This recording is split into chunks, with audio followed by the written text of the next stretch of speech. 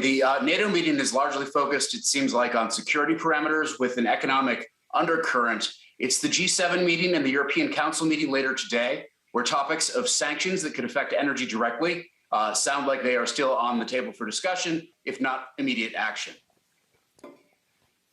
How does Europe walk that fine line? They want to punish Vladimir Putin. They want to do that economically, but at the same time, they came into this war on the edge or in full-blown energy crisis with the price of natural gas and utility costs rising already even pre-invasion. How does Europe thread this needle by wanting to do what they want to do and punish Putin, but not destroying their own consumer and economies in the meantime? Yeah, not coincidentally, because inventories were lean in Gazprom storage in Europe, Brian. They did come into this war at high prices, and their thinking changed rather dramatically, if you recall. You and I spent time in the past discussing the Nord Stream 2 pipeline. No one talks about it anymore because facts on the ground changed thinking in Europe. The same thing is possible here today. Yesterday, Chancellor Olaf Scholz said, no way, no how are we going to cut off European energy. But an escalation on the ground in Ukraine, a chemical weapons attack, weapons of mass destruction, some of those military issues can filter into energy and change thinking very quickly. But you believe that it would take some further escalation in this war by Putin for that direct sanction on Russian oil and gas by Europe to occur? Well, there are two ways to get to that result. And I think if I may speak freely here, there are some recent data points that suggest the supply may not be as stable as previously believed. Russia has long prided itself and touted itself as a reliable supplier. Whatever Europe may want to do, whatever graceful phase down they may envision for transitioning away from Russian energy, we already see one pipeline's Black Sea terminal in Russian control suspended because of storm damage. Whether or not a storm damaged it, it is Russia that determines when it comes back. And yesterday, a call for buying gas in rubles. So I think it may not be as stable as believed. Yeah, and you're referencing what they call the Trans-Caspian pipeline.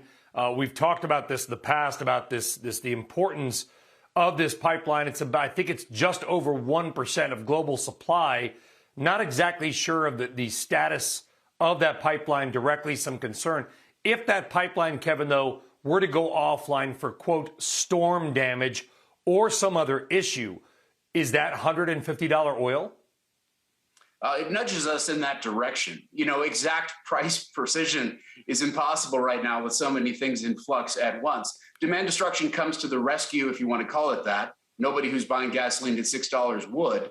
After a price goes up above 150 or thereabouts for a while. But could it get us there? It's a stepping stone to that, yes. We've talked about this war by Putin being one of energy and economics, and he can hide this under the cloak of, well, we're trying to repatriate some Russians or denazify the nations. But if the Nord Stream 2 pipeline is never approved, and at this point it looks like it may not be, according to Germany, the major pipelines that Putin needs to get his gas west come through Ukraine. In your mind, Kevin, is at least part of this offensive because he wants to control those pipelines through Ukraine, which he pays, or at least Gazprom pays, over $1 billion a year in tolls to.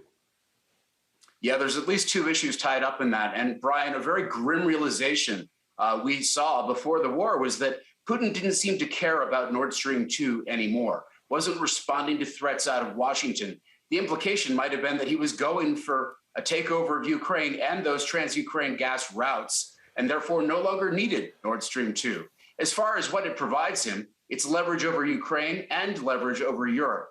Two things that he can use as geostrategic leverage, if not economic support for Russia.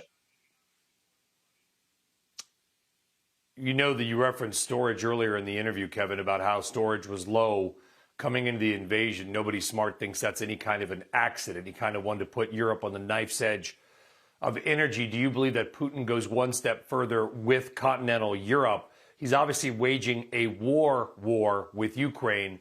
Does Putin go out with an economic war with continental Europe?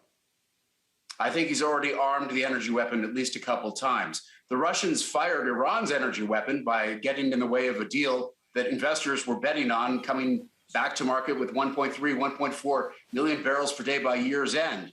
Russia's now, it looks like, in the decision point on Kazakh oil going out to the Black Sea terminal that we talked about. And yes, there's already gas flows in question. Again, the story Russia tells the world is that they are a reliable supplier. But we have to look at facts on the ground. Maybe they were reliable in a different context. Today, in a war zone, if you're a buyer of Russian gas, I think you have to put into your risk calculation some new changes in that reliability.